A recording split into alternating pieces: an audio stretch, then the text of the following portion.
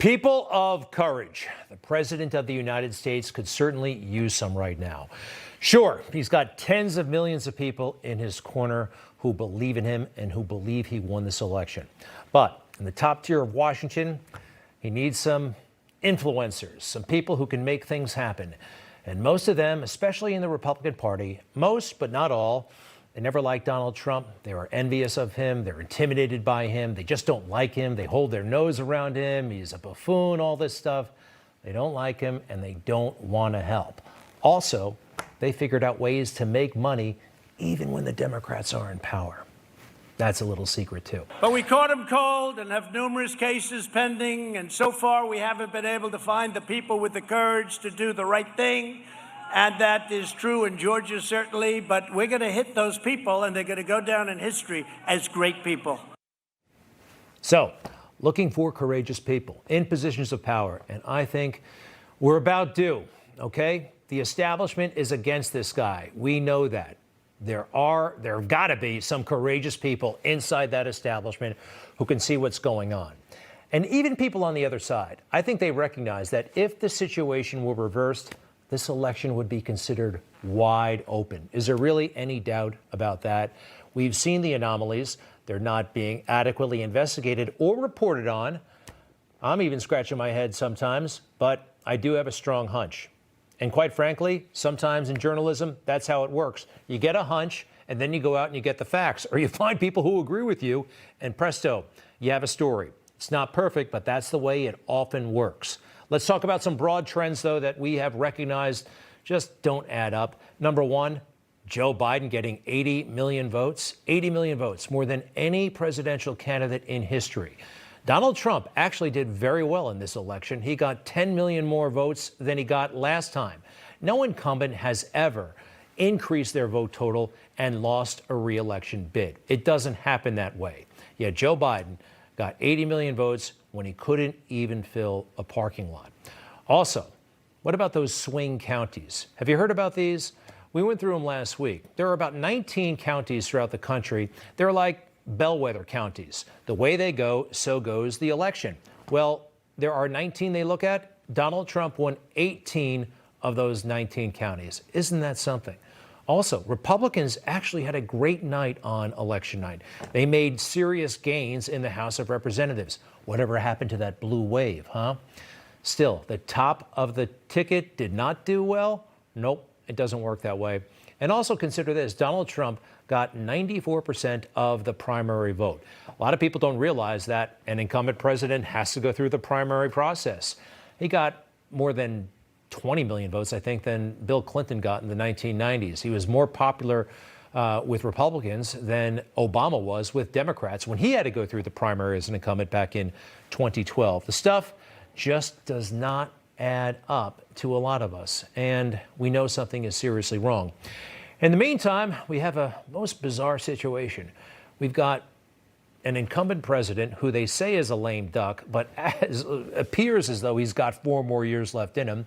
And then we've got the so-called incoming president who definitely looks, acts, talks like a lame duck. Literally a lame duck. Watch this.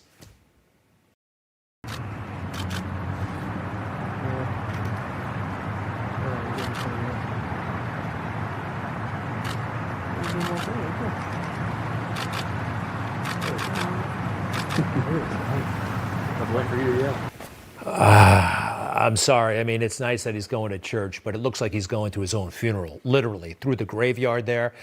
I always thought he wanted to be a funeral director. That's the kind of campaign he was running, talking about death all the time. And here he is walking through that graveyard. All right, so there's the president-elect, they say. He's not. What was the lame duck doing this weekend? Proud citizens like you help build this country, and together we are taking back our country. Our fight to drain the Washington swamp and reclaim America's destiny has just begun. We will not bend, we will not break, we will not yield. We will never give in, we will never give up, and we will never back down. We will never, ever surrender. All right, so who's ready for another 4 years, huh? I don't think Joe Biden is ready for anything other than a nap. Seriously, I mean, we can all see it. Also, this transition they say they're running, the Biden team, this is not a transition. Donald Trump ran a transition. He met the world, everybody from Henry Kissinger to Kanye. And he had those tech executives up to the office. I mean, Jeff Bezos was there, Sheryl Sandberg, Elon Musk, Peter Thiel.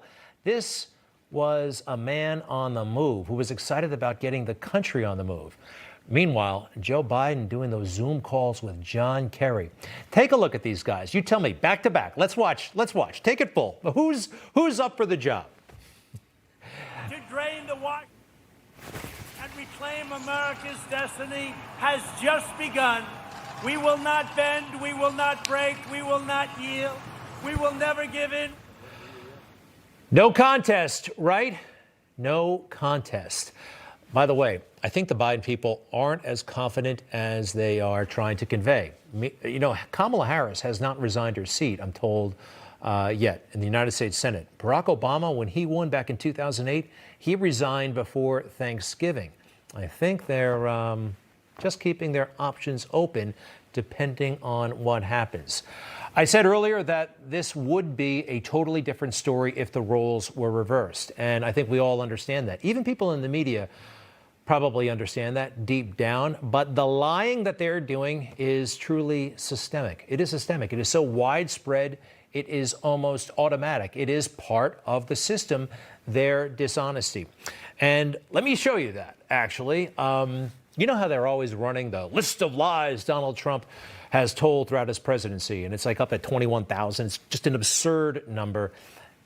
This is one of those moments. It was an aha moment for me when they declared the president lying when he hosted those basketball players. They won some tournament. I forgot what it was, back in 2018 or so. It was during the government shutdown, and so they didn't have the cooks on hand. So they sent out for takeout, McDonald's, Wendy's, Burger King, and they had a whole nice hamburger set up, and it was kind of fun. Here's what the president said about what was going down. Do I go out and send out for about 1,000 hamburgers, Big Macs? So we actually did. We bought 1,000. So it was piled up a mile high. Okay, 1,000 hamburgers piled up a mile high. They called those lies. Let's start with the Washington Post. They actually did this seriously. I don't think it was tongue-in-cheek or anything like that. The fact check. At 2 inches high, 1,000 burgers would not reach 1 mile high. I mean, this is the kind of junk that they dwelled in for the past 4 years. Also, that thing about buying 1,000 hamburgers, the Rolling Stones said, no, what's the difference between 300 and 1,000? Apparently, technically, it was 1,000. I mean, according to these guys, I'm a serial liar. I'm always saying, you know, somebody did something 1,000,000 times. Hey, Joe, you've been late for work like 1,000,000 times this year. Everybody exaggerates like that. He was using a figure of speech. All right, those are kind of playful examples, but they get more serious as well. And when I say systemic lying, well, they are complicit in Joe Biden in every lie he's ever told. In fact, his entire campaign is based on a lie. So just about every time he opens his mouth, he's lying. What am I talking about? Charlottesville. Remember the tragedy that happened there in 2017, the horrible race riot? It was really bad, and a woman died. But Joe Biden took that and exploited it. Here's how he characterized what happened and the impact it had on him. Illuminated by torches, veins bulging and bearing the fangs of racism, chanting the same anti-Semitic bile heard across Europe in the 30s. And they were met by a courageous group of Americans, and a violent clash ensued. And a brave young woman lost her life. And that's when we heard the words of the President of the United States that stunned the world and shocked the conscience of this nation. He said there were, quote, some very fine people on both sides. Very fine people on both sides? And that's when he knew he had to run for president because of what Donald Trump said about that moment. Okay, so let's go to the moment itself. Again, there are people out there who still think Donald Trump said that the racists, neo-Nazis were very fine people. He did not say it, and he said it out loud. Had people that were very fine people on both sides. And you had people, and I'm not talking about the neo-Nazis and the white nationalists, because they should be condemned totally. But you had many people in that group other than neo-Nazis and white nationalists, okay? And the press has treated them absolutely unfairly. And they continue to do so. And they're obviously treating him very unfairly. What he's getting at, by the way, you know, the whole debate about Confederate statues. Well, you can be a very fine person and think that those statues need to come down. And you can also be a very fine person and think that those statues should be preserved. That is a legitimate political viewpoint. Neo-Nazis, skinheads, racists, they are in a weirdo, despicable class on their own. And the president explicitly said he was not talking about those people being very fine people. But Joe exploited that moment and I think created even more division in this country. He's part of that. He's responsible. So when you have this dishonest environment, it's fair game to let it rip on the Sunday talk shows. Chris Wallace, by the way, epitomizes so much of this stuff. Look at how he treated a member of the president's cabinet yesterday. Chris, I welcome Vice President Biden to the club. Since the middle of April, the president's guidelines for reopening have called for wearing masks. President-elect, sir. The president has called the president has called masks patriotic acts. First of all, it's the president-elect Joe Biden, Secretary Azar. It's not the president-elect Joe Biden. According to the Constitution, it's not President-elect Joe Biden. The Electoral College has not met yet. And, you know, if you really want to take on guests like that, debate them, perhaps you should run for office. Somebody like Chris Wallace should just come out as the Democrat he is and just get in the game. Just declare. None of this pretending you're a neutral bystander. But his greatest offense, and again, he's not alone. Lots of folks down there in D.C. behave the same way. But when he actively played defense for Joe Biden during the debate. We all know about Joe Biden's problems and Hunter Biden's issues. The president understandably wanted to raise those issues. It's a legitimate issue in a debate. And Wallace did everything he could to shut it down. We've already been through this. I think the American people would rather hear about more substantial subjects. Well, you know, as the moderator, sir, I'm going to make a judgment call here. Gets $3.5 million from the mayor of Moscow. Let's talk about I think it's a gentlemen. That report is totally discredited. Mitt Romney on that committee said it wasn't worth taxpayers' money, that report. It was written for political reasons. You know, I'd like to talk about climate change. So would I. Okay. Climate change, and so would the globalists. So would the people that Chris Wallace works for. This made me really think. I mean, for him to shut down the President of the United States and Secretary Azar, Chris is not a tough guy. I mean, let's face it. Well, you know, it is my show. Chris Wallace, I think we have a picture of him from the New York Times a while back. I mean, what do you think? Tough guy? I think his mother picks his clothes, okay? He's not the toughest guy in the world. So for him to do all this stuff, I think he's got backing from the very top of that corporation. The Murdochs, of course it's the Murdochs, and the Murdochs have had some sort of weird personal falling out with President Trump, and it's coming through in their news coverage. You see it, it's plain as day. By the way, the debate, guess how it looks to me like Chris Wallace got to and from the debate. Take a look at this. You tell me. Maybe I'm reading between. Let's take it full if you don't mind. Mr. Wallace flew home from Cleveland on Tuesday night. At an airport there, he accepted a glass of champagne from Lachlan Murdoch, whose family controls the Fox Corporation. I'm reading between the lines there, and I think it was a private jet. Who knows?